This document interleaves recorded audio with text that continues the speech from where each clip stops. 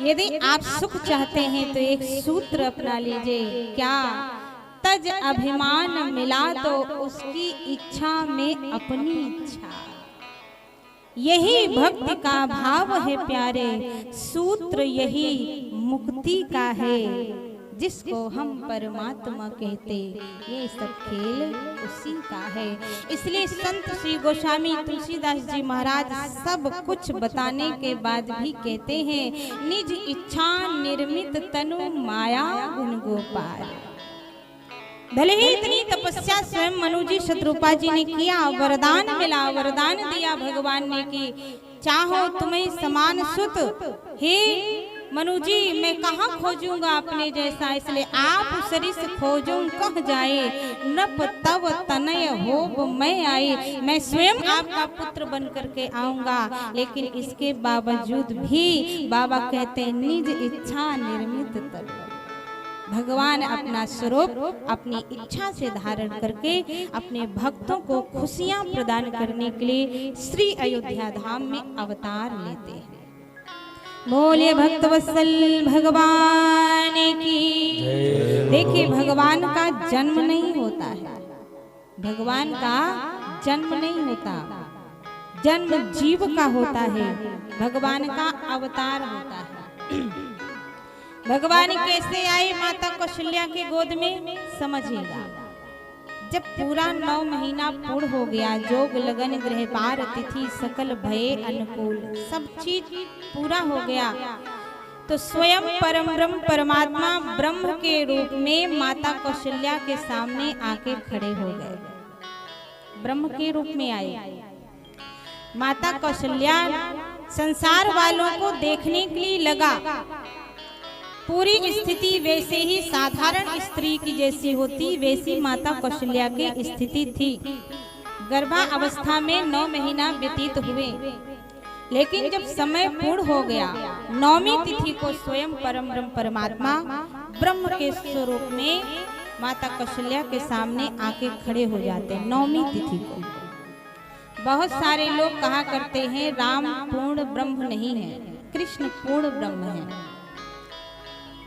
अगर कोई ऐसा भाव रखने वाले बैठे हो तो मेरी बात को समझिएगा। राम पूर्ण ब्रह्म नहीं है ऐसा विचार करना गलत है। राम भी पूर्ण ब्रह्म है, कृष्ण भी पूर्ण ब्रह्म है। जो शुरू से यहाँ प्रथम दिन से कथा में आ रहे हैं उनको सारी बात समझ में आ रही होगी कि एक ही वो सत्ता है जो करोड़ों करोड़ों ब्रह्मा विष्णु महेश को भी उत्पन्न करती है और कार्य सौंपती है, अपने आप में विलीन कर लेती है। वही परमात्मा निराकार ब्रह्म साकार स्वरूप धारण करके कभी राम के रूप में और कभी कृष्ण के रूप में इस धरती पर आए हैं। राम भी पूर्ण है और कृष्ण भी पूर्ण है। फर्क केवल इतना है कि राम जी मर्यादा पुरुषोत्तम है और कृष्ण जी लीला पुरुषोत्तम है। और मर्यादा जो जीव जो व्यक्ति मर्यादित रहता है वो बहुत सारी चीजें अपनी व्यक्त नहीं कर पाता है, संकोच में उसको अंदर छुपा के रखता है। और जो चंचल प्रकृति के लोग होते हैं, चंचल जो ज्यादा बोलते हैं, वो जो चीज नहीं व्यक्त करनी चाहिए वो भी व्यक्त करते रहते हैं समाज में। अब जो ज्यादा चंचल प्रकृति के होते हैं, ज्यादा अपनी बात को लोगों के सामने रखते हैं, आप समझो कि ये बहुत अच्छा व्यक्ति है तो ये समझना गलत है। और कुछ लोग संकोच में कुछ अपनी बात को नहीं सबको बता पाते हैं, आप समझो कि ये बेकार है तो ये सोचना भी गलत है। तो श्री राम जी मर्यादा पुरुषोत्तम है और कृष्ण जी लीला पुरुषोत्तम है। तो मर्यादा पुरुषोत्तम होने के नाते श्री राम जी बहुत सारी चीजों को व्यक्त नहीं किया, छुपा लिया, गुप्त कर दिया। और लीला पुरुषोत्तम होने के नाते कृष्ण जी ने हर चीज को व्यक्त कर दिया।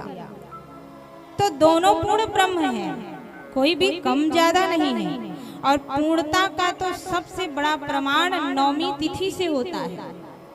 परम ब्रह्म परमात्मा श्री राम जी 9वीं तिथि को अवतरित हुए, 9वीं तिथि को अवतार लिया है। कैसी पूर्णता का एहसास होगा? 9 अंक अपने आप में पूर्णांक माना जाता है।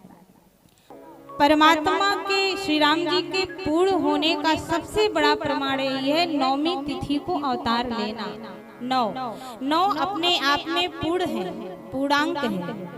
अन्य अंक आप देखेंगे तो अपने गुणन फल के योग में या तो घटते जाएंगे या तो बढ़ते जाएंगे, लेकिन नव ऐसा अंक है कि अपने गुणन फल के योग में सदैव नव ही रहता है।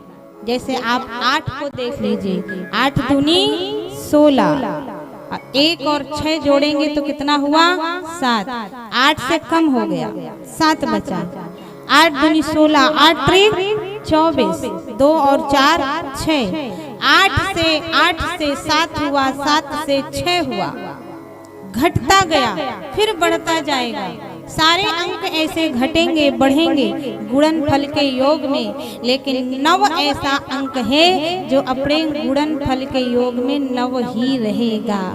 जैसे आप कर लीजिए प्रैक्टिकल, 9 दूनी 18, 1 और 8 9, 9 त्रिक 27। अब आप लोग पूरा जोड़ते रहिएगा। बोले भक्तवत्सल भगवान की।